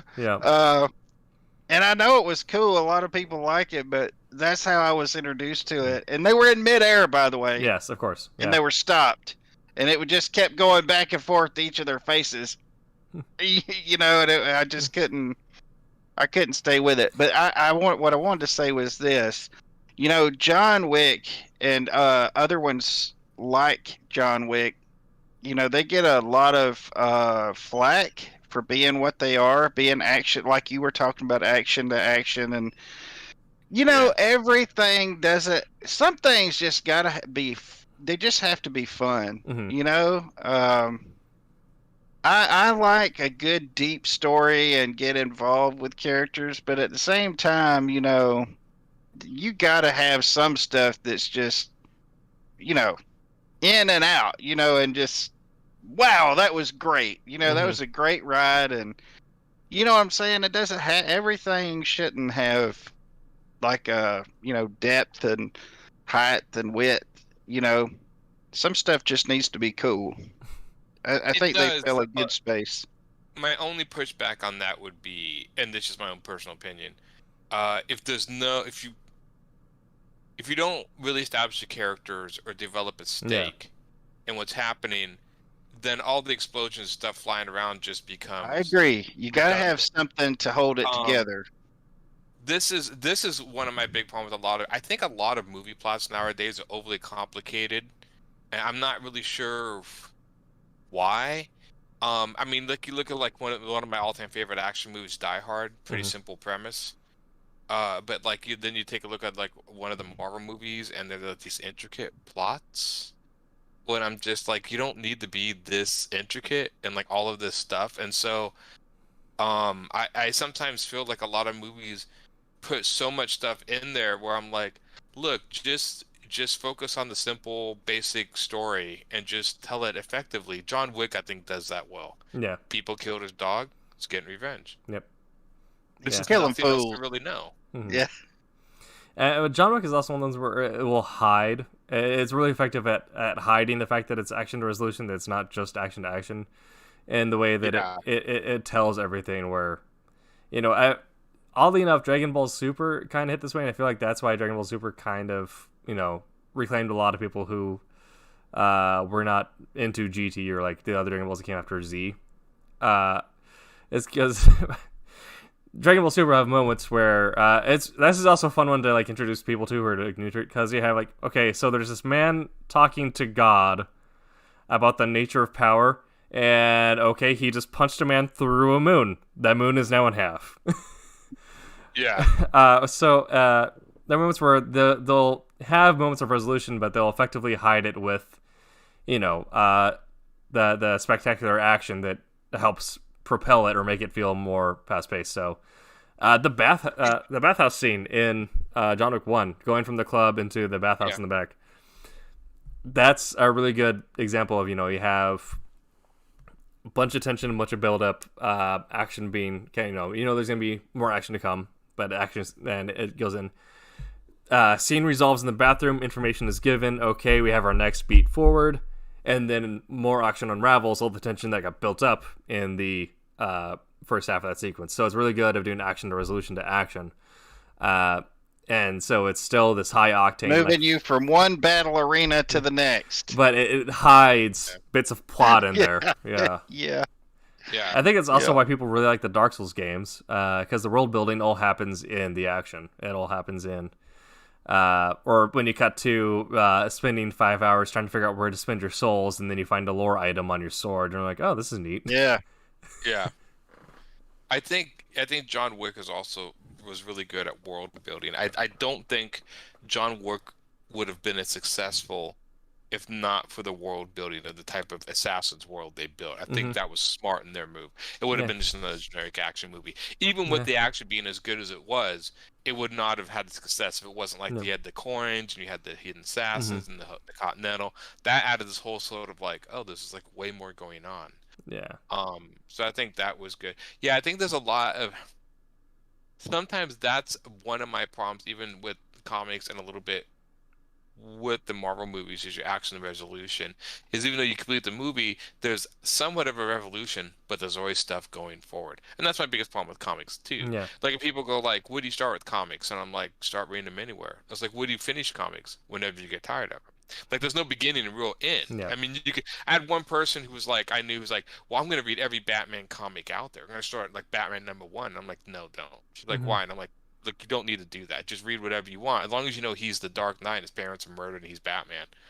There's just really nothing else to really go on. Yeah. And so, yeah, but in that way, I usually, I kind of, that's what I think, like I said, most nostalgic readers, it's like, after Claremont left the X-Men, I was like, I guess I've gotten what I can out of this. I'll go on. Yeah. So, yeah. I think, so I kind of fall as an outlier as an X-Men reader in that I liked Brubaker over Claremont for the most part. Claremont had good runs. He's very good. Yeah. But well, he's the one that really established that, beyond. But I think in terms of being a good writer, being a tighter writer, Brubaker had it. And I'm talking about here with John Wick. I think what John Wick did also really successfully is in their world building, they did not expo dump. There are moments where we're like, okay, we're in the Continental now. Okay, everyone's an assassin. Okay, this guy gives you guns. And they're not explaining why he's there, why this got set up, or whatever. Whereas, you do that if you're forced to tell a story in 2 hours, or you only have so many issues to do it. It's like, okay, you're not being allowed to do a long run. That forces you to do that really efficiently. Whereas if you're doing a long run, you're like, okay, we're gonna take an issue here just to explain whatever. And I felt like, especially with the Shi'ar stuff, Claremont did that, where there have been moments where, like, okay, here's like 5 panels, but with like a Silmarillion levels of text explaining Shi'ar things. Oh, I will be the first one to say that Claremont, I like his storytelling, like but his writing could be atrocious. I mean, I can't count how many times where, like, I never understood in the battles, like, Storm's gonna, like, I need to freeze the water just right so it expands and destroys this vessel, therefore I give it, and, like, she'll explain this as she's doing it, which I know she's got to explain to the reader all this cool stuff you could do, but it's like, Claremont, you can just show some cool stuff. Yeah, he over-explains. I mean, he is, like, the king of, like, okay, there's a book in this comic, and because he writes a ton. Yeah. I thought he did a good job with character building or whatever, but yeah, he's exposition happy. He loves that stuff. Yeah. And that really actually showed when he came back to do, I think, the Extreme X-Men. Oh, he came back to do that, and I tried to read it. There was that one, and then they did a series that wasn't Extreme, but it was supposed to, like, pick up right where he left off in the 80s. And I tried reading that, and that wasn't, I don't know if it was just too much time had passed, or if you're not grown as a writer or what, but I remember reading that going like, man, this just isn't really good or whatever. So yeah, that's especially coming off of, like, a BFA program where everything is like show don't tell, especially in a visual medium, word efficiency, understanding like your strong words versus your weak words, strong voice versus weak voice, and then you get almost like reading Claremont. I'm like, wow, this is everything I was taught not to do. Oh, yeah. Yeah. I yeah. usually it's funny. I will say the same thing on like Chris Claremont. I think not Chris Claremont, Frank Miller. I think Frank Miller Mm, had his moment. And I think he has gotten this is kind of the danger of writers yeah. where he everything sounds like Chris Claremont and he applies it to everything even when it doesn't fit. Like you go, Yeah. okay, your writing fits great. Sin City, great. Now you started writing the Batman All Stars again. Yeah, the Sin City writing doesn't work with the Hmm. Batman. And he kind of got into this mode of writing, Where which it's works for yeah, certain genres, but other genres like doesn't exactly. not Yeah. yeah And I think doesn't work. that's also another pitfall you might run into doing super long runs where you're trading out staffers on stuff is you're gonna like, hey, this guy's really big right now. We should get him, says the guy in marketing who's not consulted any of the editors or anyone who handles the creative team. And Yeah, yeah, I right. mean yeah. There's definitely tones of writers. There's certain writers that I think have been good, and there's yeah. Like I didn't think Josh Whedon always made the great. I think he fits certain genres with his very snarky Hmm. writing.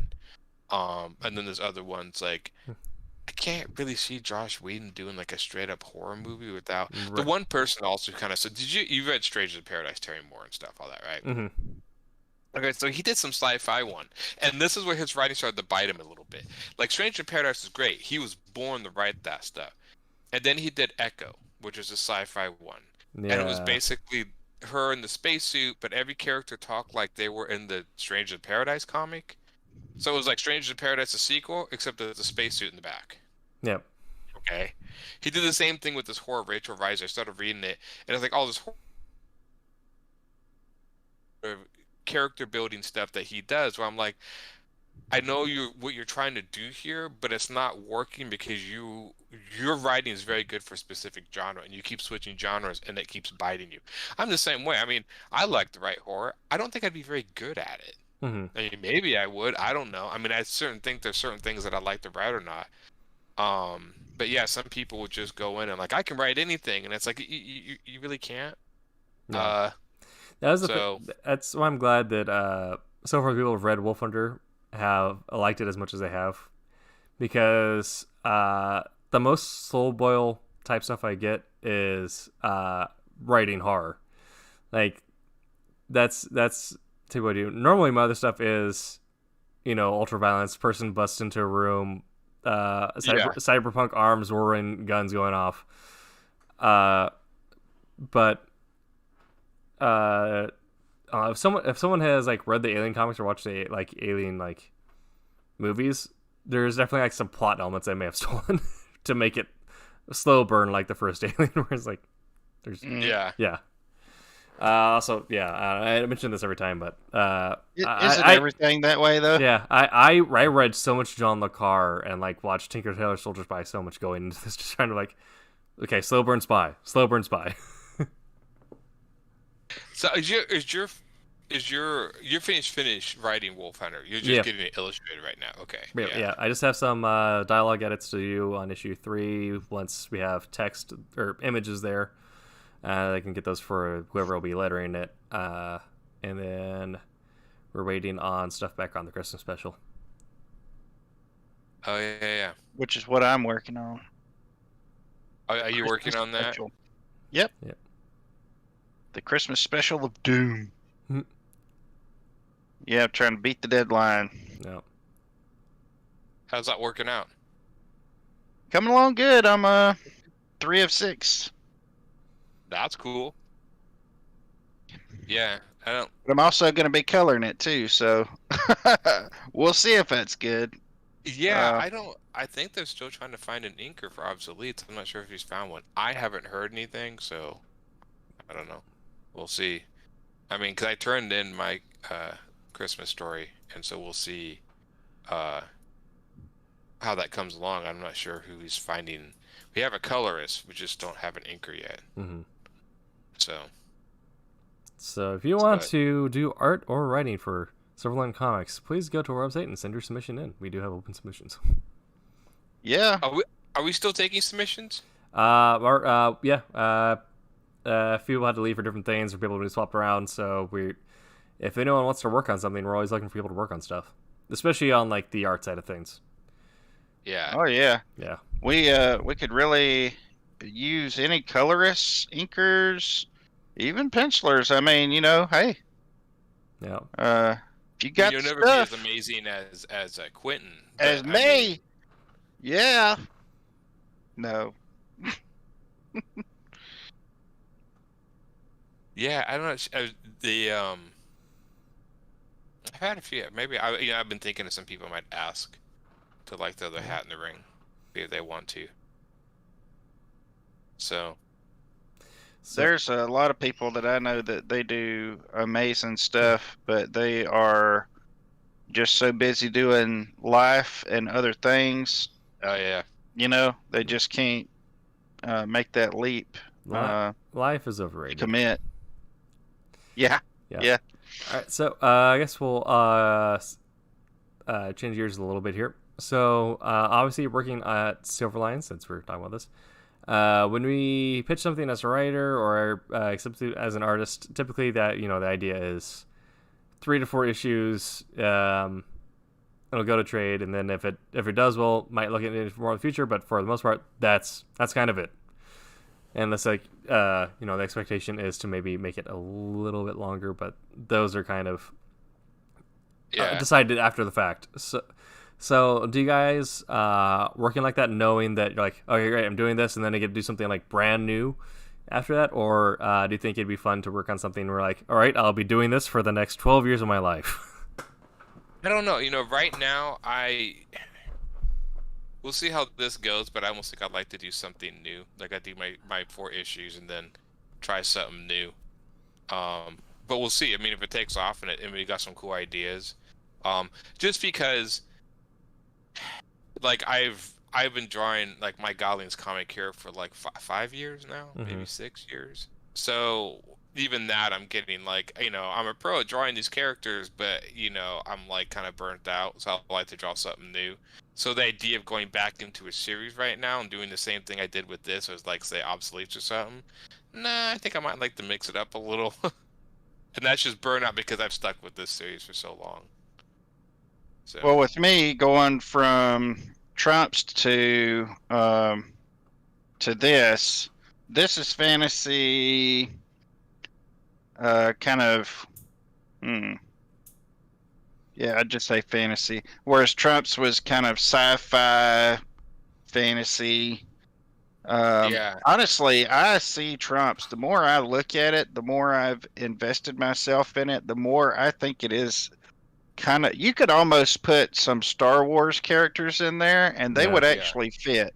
Now, granted, you'd have to put like a club symbol or a diamond symbol on them somewhere, But I Mhm. mean, as far as the technology and all that kind of stuff, some may not get that, but I know me as an artist, when when I'm working on it, it kind of feels a little bit that way. it's But this definitely being got the, fantasy, I really like the change. And this is actually fantasy and with horror elements, and there's no telling what the future is going to bring for this particular title, Nightrise. So, I think I like to switch around. I can't really think of anything. I don't think I would be real strong at stuff like Kalis. Maybe, maybe like Yeah. when you present day stuff. I don't know. Hard to It's say. funny. You're like me. I usually draw fantasy or sci-fi. Rarely Yeah, do I like draw I can do stuff. X-Files type stuff, but if you put me on a book that's like X-Files, I can't really say. I can do heroes and stuff, so I can do present day stuff like that, I guess. But My I style don't know. doesn't really go to superheroes. I mean, even my friend, I think I told you, I started drawing this Ghost submission for Dark Horse, their series Ghost, like their big submission. And I remember drawing it. My friend's like, "Look, dude, I just not trying to be rude, but I just don't really think your art style goes with superheroes." And I was like, "Yeah, I don't think so either." But I think it goes with other stuff. Well, I I think guess my what I'm stuff is trying to more say, young adult. I could do present day stuff, but it just depends on what you're getting me to do. If you're getting me to do stuff like say, crime type stuff or noir, no. If you put me on a battlefield somewhere on the earth currently, with the GI Joe type thing, oh That's yeah, what I was gonna say. yeah. I was gonna say what you did with that last pinup you did Yeah. of the soldier. I was thinking that actually I could see you doing that. Yeah, see, I could do that. But if you got people in suits and daily life, slice of life stuff, I What- just don't think I could do it. What You know? about a combination of both? Say, someone working for an accounting firm, but they do accounting for supervillains, and the supervillains are not happy for them. So they got mercenaries and Magneto lookalikes breaking down the door, but they're just a bunch of accountants. I could do it. I could do that. Yeah. I really have to feel it. Whenever I'm reading something, I have to get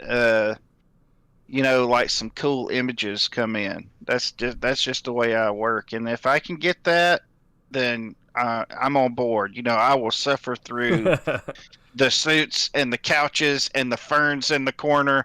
I will suffer through all that just to get to the coolness. I'll send you something after you finish your book. You didn't know you were just auditioning for a new project there, Quentin? I didn't know that. See- No, I didn't. See, it's, this is the next level. You have the elevator pitch. This is the surprise pitch, where someone signs on to a project before they know they were heard a project. Good It's stuff. like, what am I doing today? Well, Quentin, you're doing this. ... Yeah. Alrighty.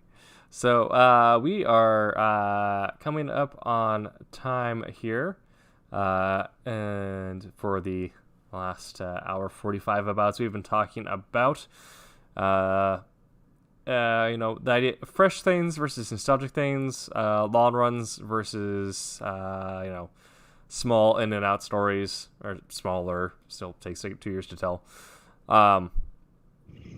And so we're gonna get some finishing thoughts here and then wrap things up. So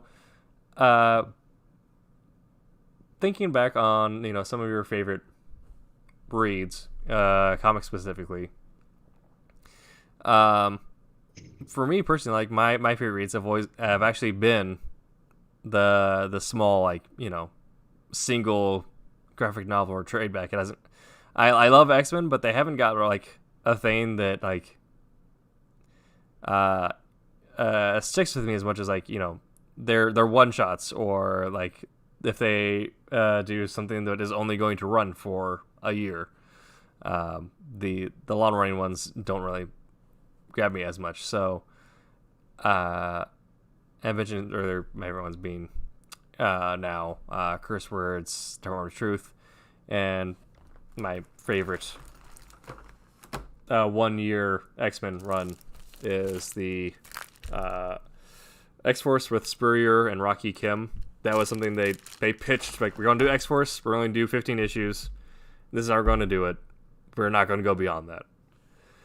Well, interesting. Yeah, so you from your perspectives, what have been some of your favorite comic reads? Have they been shorter, either contained runs or just single graphic novels, or have they been segments or the entirety of something that has gone on for multiple years? Or Mine has got to be short runs. All my bookshelf is filled with short runs. I think some of my all-time favorite, Bone. Really a big fan of Life and Times of Martha Washington. Trying to think of other ones. Yeah. I would have to say short on my part. Yeah, as far as stuff that I collect and got a way to buy, and any more of my buying habits would be kind of either self-contained stories, or if something looks interesting, I buy the trade. But yeah, very rarely do I do long runs. Interesting. I think the only other long run series I got into relatively was New Warriors, and I actually have almost all that. I still have most of that series, almost all of it. Yeah. But majority of everything else I think is Appleseed is only 4 volumes. Some of my Yes. favorites, single volumes. That's always kind of what I stray to. Again, I don't know, maybe it has to do with me being an artist where I'm just looking for new visual ideas, new different something to inspire me. I like the story, but something to inspire me, and you can't always get inspired reading the same thing over. So I think that could be me being an artist. Yeah. Yeah, and I'm just so art centric. I mean, I can't really, it's hard for me to be like a lot of readers. I'm just so art centric on stuff. Yeah. Once they change an artist, then it's kind of on thin ice for me. It better be good. You better bring it after that. And if it ever comes to, so I would say short runs, just because two reasons. One of them is at some point they're going to change to somebody that it's just not Yeah. going to work for me. Secondly, I can't really invest enough, or I won't invest to get back issues if I'm late on something. I'll just wait, and then I'll get the trade short run. So like for instance, I love, and I probably should have said this earlier. I can't wait to get the trade for Dark Knight's Metal. Mm-hmm. I want to read that. I've listened to some of the stuff on YouTube about it. I even own some of the figures. I'm really excited about it. It looks like it's just dripping with coolness and stuff that's right up my alley. So, again, short run. Yeah. I'm all in. Long stuff, it's just too many problems. It just doesn't fit my lifestyle, or my needs or wants. Yeah, and it's also kind of maybe the double-edged blade is once you get into making comics, you don't have time to read a whole lot of comics. Yeah. Yeah, So, like, or none. yes. I can collect figures and miniatures and stuff like that, but it's really hard for me to. I So- try not to read too much while I'm working on a project because I don't like to get off, on a tangent and lose track of what I'm doing, or try to get. I am the world's worst about seeing something cool in something and then it translating over somehow, goes in row over here and it comes back out over here into my stuff, and it's like that's not good. No. I had a boss that way. I remember he worked in a studio. Went out and saw Prometheus, and apparently that just changed his life. And so we need to redesign everything to look like Prometheus. I'm like, look, dude, can we just finish what we got? No, we need to redo all this. I'm like, That's So- such an interesting choice too. Yeah. was one of the, because I personally I could not stand Prometheus. And then there's a lot of people who don't like it. But I just remember he would go out and see things and be like, "Oh, now we got to do this." And there were sometimes I almost got it cringe when he's going to see a movie or Yeah. even a concert or something. Because I know Yeah. he was invigorated. He'd come back and change everything. I was like, it's more work for me. See, that's one of those things again that I just, that's a different thing to me. As long as it's a different thing, yeah, I can do it.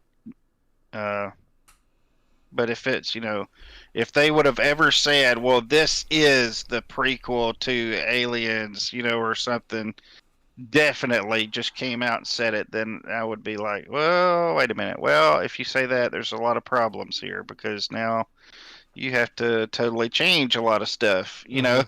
Yeah. I just didn't think it never needed to go back and be explained. I can go on for a whole I am segment with about that too. I Yeah. think the issue with a lot of stuff nowadays is they tell too much, they explain too much.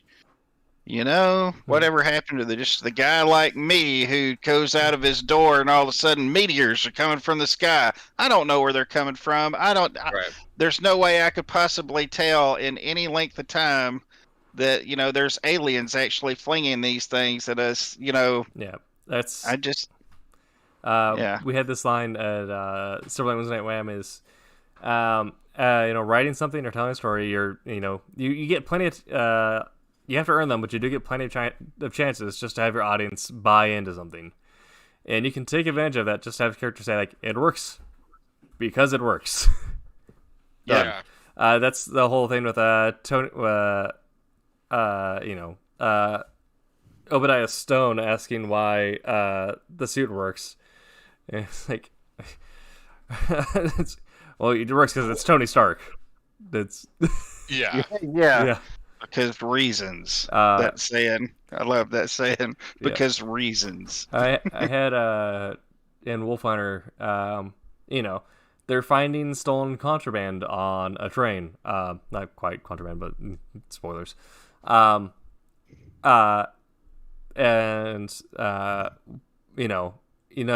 at the end of issue 1, I think like, why don't they just stop everything and search all the luggage and everyone and so there's one box of text where it says like, we're carrying goods to the war effort. We can't stop. Also, there's a law against that. Like, all right, There you done. go. Yeah. Problem solved. Well, Yep. sometimes you just have to go with. I know a lot of people watch movies and be like, "Why would they do that?" I'm like, I don't know. That's just the choice they made. Mm-hmm. Yes, anybody could watch a movie and see something do a stupid choice that results in a death in a movie and think, why didn't they do this? And why didn't they do that? I'm like, I don't know, because that's just the choice they made. Mm-hmm. You kind of got to go with that. I mean, you Yeah. just got to go with he made a stupid choice, he got killed. Well, that's the thing with the heart, the joke of the hard movie bad decision. Like, well, why do you go in there? Yeah. Well, he's in an irrational situation. He's going to be thinking irrationally. Right. And not Yeah. only that, because it's like if everyone thought irrationally, no one would die, and we wouldn't have really a horror movie, would we? Yep. I mean, we got to kill these people somehow. I mean, that's the whole point, right? Yep. But and then the opposite end of that, where people like the common defense of why didn't the Eagles carry the Hobbits is like, well, it'd be a bad movie. There is an actual reason, which you get into detail in the Silmarillion. It's because the Eagles actually don't care that much. They live in a different continent. If Middle Earth goes to crap, they don't care. So Yeah. you get one favor and that's it. I just assumed the Eagles weren't even a part of it until they came in at the end because they decided to help out at the last minute. That's I mean, I yeah. was the Eagles is That was basically how it should have. That's the That was how it should have ended episode, wasn't it? yeah the Eagles yeah. coming in and yeah. All right, so this has been a Tuesday show. We have been your talking heads today. I'll go in order, bottom to top. Quentin Bedwell. Yes, I gave some information at the beginning, but if you want to find me, go to DeviantArt QJB. Also Facebook, Quentin Bedwell. Also the newly done Facebook site, Nightrise. You can go over there and like that for us. And just you see me different places all around the internet. Aaron, yes. where can people find you, sir? I'm not giving my address online. Well, please No, do. hold on a second. You got okay. 1 second. You have to go to If you- the Voodoo Donuts in the Pearl District, but only between the hours of 4 and 5. Aaron will be there. Yeah, I know. Yeah, you can see. I'm not gonna say. No, you can find me on Facebook under Humphreys Illustration and my name Aaron Humphreys. And then I did finally change my Instagram handle, so now it's Humphreys Illustration, lowercase, all one word, instead of the AOH3810, which I put down on business cards. Got to order new business cards. I'm like, hey, now I get to change my Instagram handle to combine my Facebook and Instagram into one thing. So Humphreys Illustration, you type that in. Last name is spelled HUMPHRES. Just remember the RES at the end, and you'll find me. That's it. I do my comic, my Webtoons comic, Goblins is on Webtoons, and I'll be posting that when I get stuff done. I'm actually caught up to where I'm making it now, so I'll get there. Tim, after you give yours, I want to throw a couple things in. Go ahead, Alright. Tim. And I'm on all the social medias at TimTKWriter. I am on TikTok at Tim Doesn't TikTok. And I'm here on Twitch at EggroBacon, where I'll be live tomorrow night with either some Star Wars The Old Republic or maybe some Crusader Kings 3. We will see. And we got Wolf Hunter coming out later this year. I think every other project right now is under wraps. Yeah. So we will open that back up to Quentin. Yeah, I'd like to just say we made our Kickstarter for those of you who don't know on Champion Miss Fury and also Bea. So that was pretty awesome. They even reached into some stretch goals as well. Two stretch goals, right? I think so. Yeah, Yeah. I was there. I think it did. We made like I So- think at the last minute we got the second stretch goal at like the very last minute. So I think we did. So just letting you guys know, that's number 12. Is 12? 12 for 12. Yeah. 12 for 12. 12 projects, 12 funding. So, and also, if y'all don't mind, just to give you a little teaser trailer on the Night Rise stuff, just to try to give people an idea of the aesthetics to it. Can I share my screen really quick? Yeah. You can have multiple people No. share Yeah, at hold the on. same time on this one, actually. Awesome. Okay. So if we really got with it, you could have everyone share their screen, and then I just bounce between them. Okay. But Go then live. it might just be me talking, and Oh, there we- I'll But just- while I've been talking, this is what I've been working on. Can you see it yet? yes. This is what I've been working on. Now this is just the pencils and all that. I gotta say, you have a way with pauldrons. Oh yeah, yeah. I love pauldrons, and I'm just kind of throwing some stuff out here. And this is Ooh. one of the things I've been working on while we've been talking. I've just been kind of going back and forth to Yeah. different ones, but I am really excited about doing this. So anyway, so there was the sneak peek, and stop stream. Where's it at? quickly before they see more. Yeah, there we go. I said we have been your Tuesday show trio. You can catch us again next week, Tuesday, 8 p.m. Pacific Standard Time. Stay tuned, though, for Silverline's Wednesday Night Wham, 8 Eastern, Wednesday, tomorrow, and our Sunday team as well at 8 Eastern. We will catch you then, but until then, make mine Silverline.